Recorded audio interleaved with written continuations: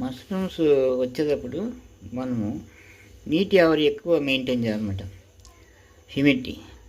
అందుకని ఏం చేస్తున్నాం, మనం దగ్గరలో మష్రూమ్ వచ్చే చోట మనం నీళ్ళు పడుతున్నాం. ఇది అల్మారా. ఈ అల్మారాలో మేము మష్రూమ్స్ పెట్టుకున్నాము. ఈ మష్రూమ్స్కి నీటి ఆవిరి కోసం డైరెక్ట్గా తడిపినప్పుడు ఏమవుతుందంటే వాటిలో ఉన్న సూక్ష్మజీవులు కానీ స్పోర్స్ కానీ జేబినట్టు అయ్యి వాటిని ఎఫెక్ట్ చేసే అవకాశం ఉంది. అందుకని ఇండైరెక్ట్గా డిఫ్యూజన్ ద్వారా నీటి ఆవిరి దానికి చేరుతుంది దగ్గరలో పెట్టినప్పుడు.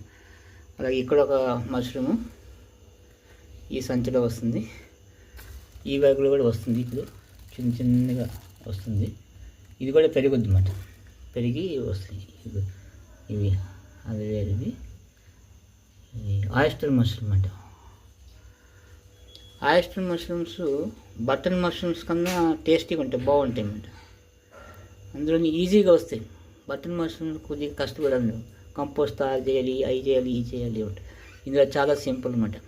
స్పాన్ని మనము జొన్న కానీ మొక్కజొన్న కానీ వరి కానీ ఇలాంటి గడ్డి జాతి మొక్కలు చిన్న ముక్కలు కోసి ఉడికించి వేడివేడిగా మొత్తం పిండేసి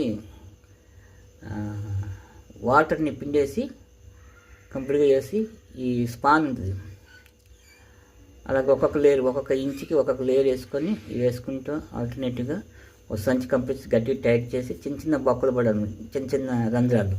అవి వేసినప్పుడు గాలి ఆడుద్ది.